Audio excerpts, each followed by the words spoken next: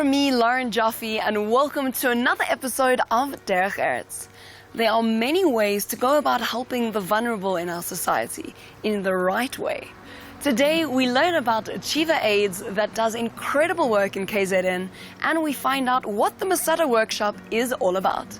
First, Wendy Hendler starts us off. Whenever the Torah speaks about God's greatness, it is always accompanied by a mention of God's caring for the vulnerable in society. It states in the Torah that God dwells with the afflicted, with the lonely, with the downtrodden. Generally in society, the poor, the vulnerable, the underdogs are looked down on and disdained as less important, less valuable members of society, less productive, and people to be pitied. The Torah's view is very different. In fact, the vulnerable are the people that we need to prioritize amongst all other people, because in Judaism, our care and our sensitivity for the weak and the downtrodden is a testament to our values. Just as God is kind and compassionate to the poor, the vulnerable, the weak, the needy, so too we need to emulate Him and behave in the same way. The vulnerable need to be treated with utmost respect and sensitivity. So who are the vulnerable? The Torah includes widows, orphans, converts, and the poor. And just to show the beauty and sensitivity of the Torah, included are wealthy widows, widows with financial means, and yet these people too may be lonely and depressed and feel helpless as they don't have a man to stand up for them, to defend and demand their rights. So anyone who is at the mercy of society has to be given extra care. The Torah speaks about the prohibition of afflicting any of these needy people that we've mentioned. Not only do we have to avoid hurting them in any way, but we have to show them preferential kindness. The Torah has no tolerance whatsoever for people who exploit or manipulate the weak and the vulnerable in society, whether at work or in any other field. And the punishment that the Torah specifies is unusually harsh and extreme. Interestingly enough, included in this punishment are those people who witness acts of cruelty or harshness against the underprivileged and don't stand up for them. So it's not enough to just not be a perpetrator of abuses against the weak in society. One has to stand up for them and defend their rights when one sees them being abused. Historically, whenever Jews have settled in a new country, one of the first things they've done is to establish a Chevra Kadisha, translated as a holy society, a Jewish helping hand. These organizations take care of the needy and the vulnerable in society from cradle to grave. If a person doesn't have a parent, then they will act in lieu of the parents in providing a beautiful wedding for that individual. Funerals and everything needed will be offered through the Chevra Kadisha at no cost, so that all their needs are taken care of. We can be very proud as Jews of our track record in caring for the vulnerable and needy in our society, and yet we shouldn't rest on our laurels. Each one of us can take on more, can adopt more responsibility in reaching out to and caring for the vulnerable in our community.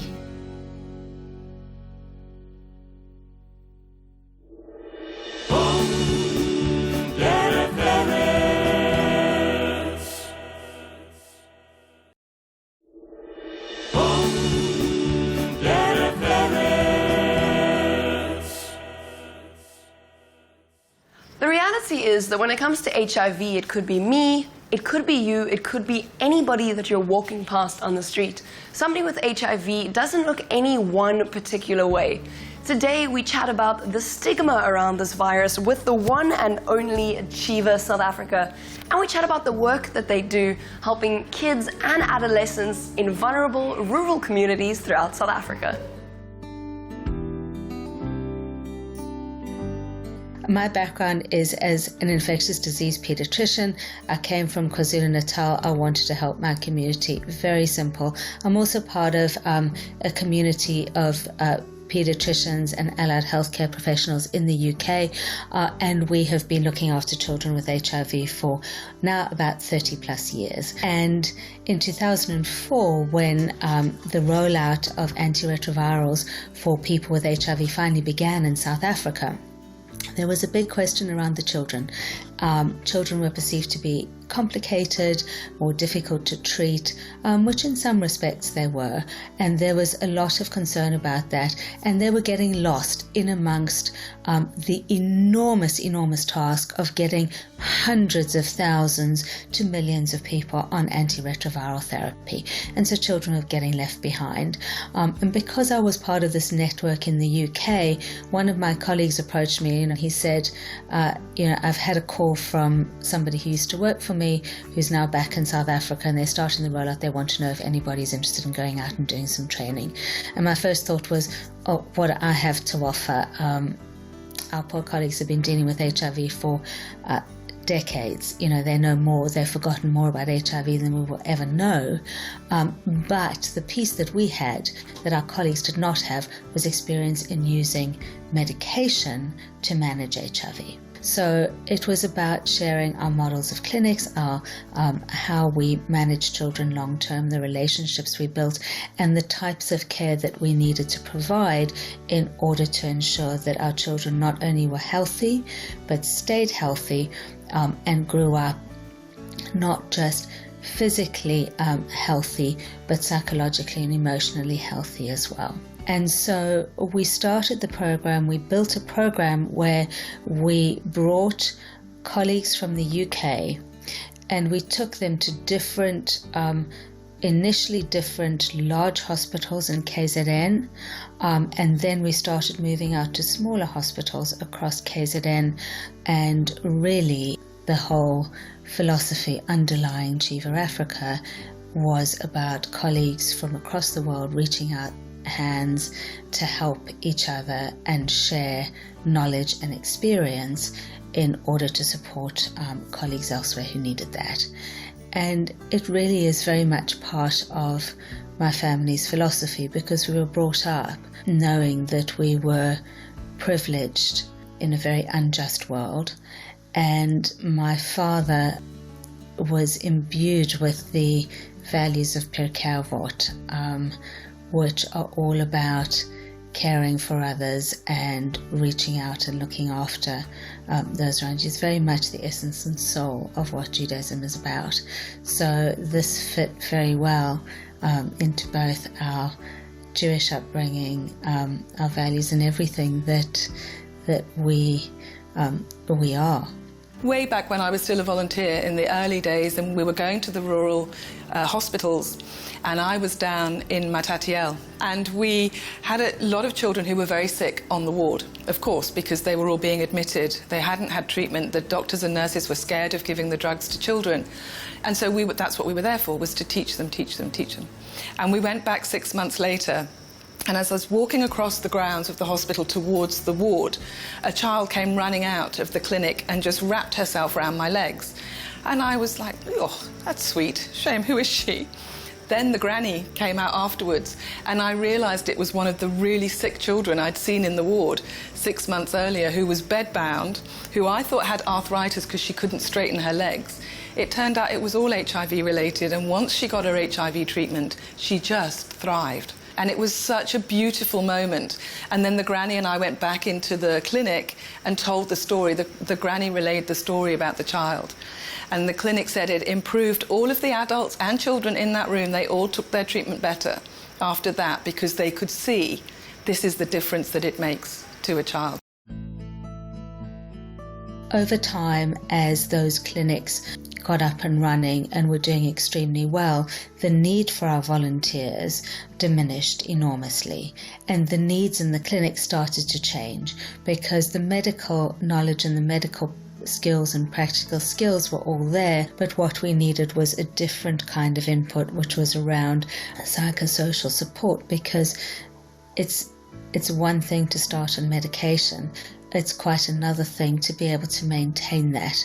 And so we pivoted to focus on that and helping to build those support networks. And we bolstered those with workshops around talking to young people and talking to children, as well as keeping up with changes within the field as new drugs came online and were starting to be introduced in clinics. I think it is about recognising that there's an opportunity to bring equity to people rather than equality. So we know that the nurses and the doctors and the pharmacists are well trained, very well trained in South Africa, but when they go and work in the deep rural areas, their opportunities to keep training, to keep learning, to keep developing are limited compared to those who are in the cities.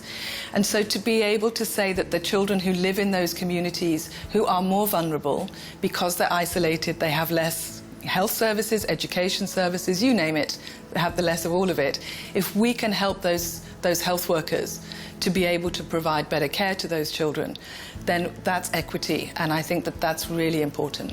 And now we're embarking on a very exciting new phase, and we are introducing a digital element with a website that will both push information to people based on what the particular gaps are in their clinic, but also allow them to access all sorts of different information in the field on different subjects where they feel they're a bit weak or they might need support or might need help, which is bolstered and underpinned by the ability to speak to one of our expert nursing team on the ground.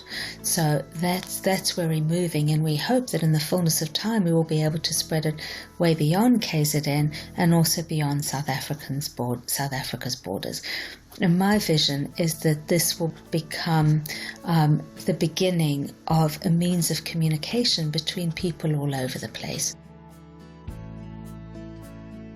I think for anybody who tests positive, it's always bad news. You know, there's no two ways around it. If you get an HIV test, a TB test, whatever, there's treatment involved. I think HIV is no longer the death sentence that it was back in the early days, when certainly in the African context it was called SLIM, because you just got thinner and thinner until you passed away. Whereas now there is absolutely no reason for that, and there's no reason for anybody else ever actually to know, because if you take your treatment properly and stay healthy, nobody will ever know that you have HIV unless you choose to tell them. So I think the future is really bright. There are vaccines in development, there will be a cure, all of these things will come, but the treatments today are very easy to take. You know, in the early days it was much more complicated, but now for an adult or an older adolescent, you take one tablet at night, every day. That's it. That tablet contains 3 medicines, all are manufactured in country, so it's proudly South African drug that, you know, you get to take one tablet every night, and that will control your HIV for life.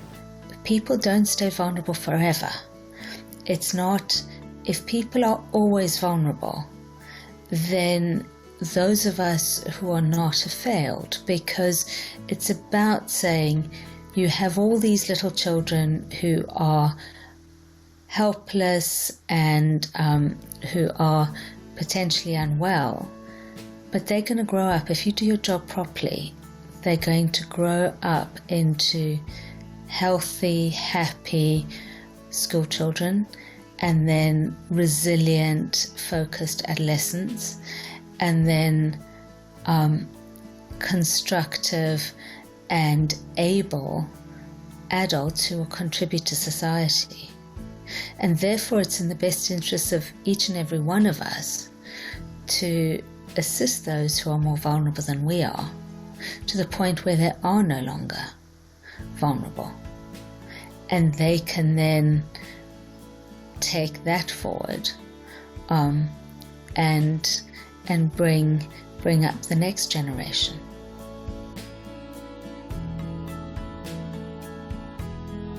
I think Chief Africa's Derech Eretz is enabling young people who are vulnerable to become healthy, happy, resilient adults and contributing, constructive members of society. They are our future.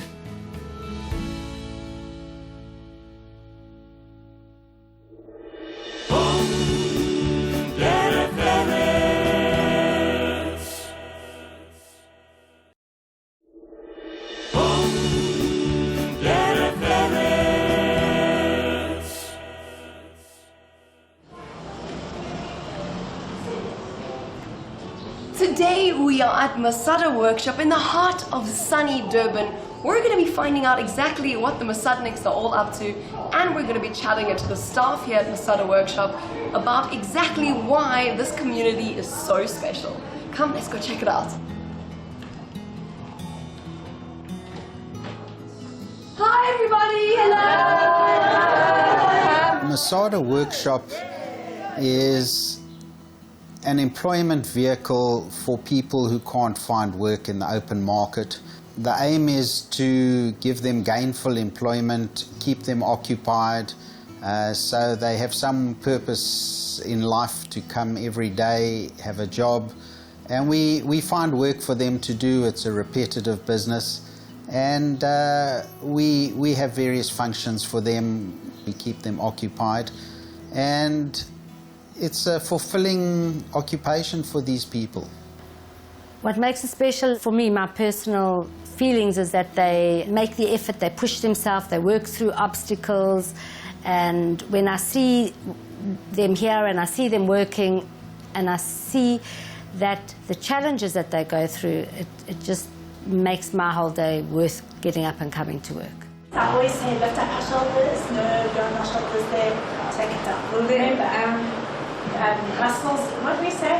Put up muscles in the back of our put your wings away. Some 35 years ago, we had a new rabbi in Durban, Rabbi S03, and it was his idea to start a place for socially awkward people who couldn't find gainful employment. And that's when the idea was started. And I think in 1977, the Masada, or the Durban United Hebrew Congregation Masada Trust, was formed.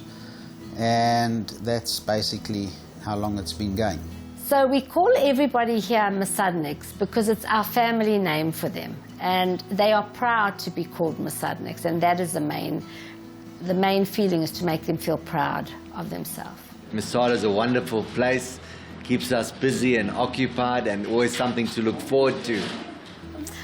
I feel it's so important to take care of vulnerable people, because a lot of the people that are vulnerable have no family support. And they have a place to come where they're safe, and they have everything provided for them, and I just love the fact that I can protect them, and they feel very important. Everything that we do is with the Jewish ethos. They're housed and fed on a kosher basis. They observe all the Jewish festivals and holidays. We close early on a Friday. They don't work Jewish holidays or Saturdays. We keep the Jewish values for everybody because it is so important that they don't forget where they come from, and we make sure that every festival is celebrated and that they know everything about it, and we get speakers that come in and that they love the fact that they're Jewish and enjoy every moment of being Jewish. It's always important to appreciate everybody in whatever walk of life they are, and they are no different in their way to anybody else. Okay, let's just breathe in. And out. Again, breathe in. And breathe out. So the dance class is actually something that they looked forward to, and every Friday we gear them up because it's hard. Exercise is hard for them, and it's so good, and they feel so good after they've done it. But they love it, and it's vibey, and it was one thing that they really missed, and they kept asking for it when lockdown ended. And I'm so happy that they've started doing dancing again.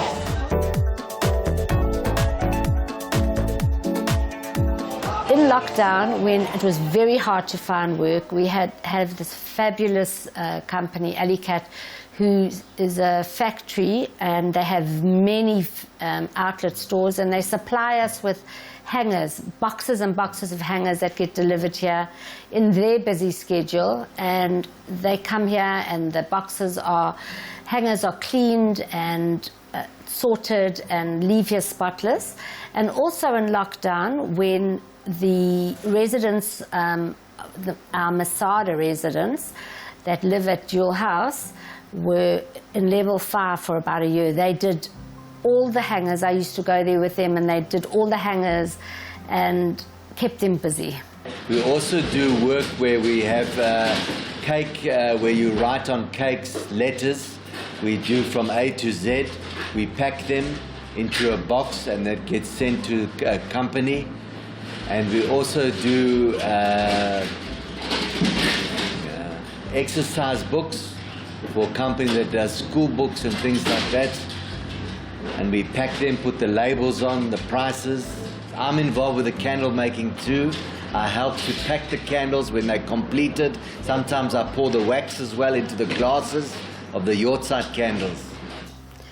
So we have a Judaica workshop, and it's not so easy to get stock. We try to get stock from everywhere.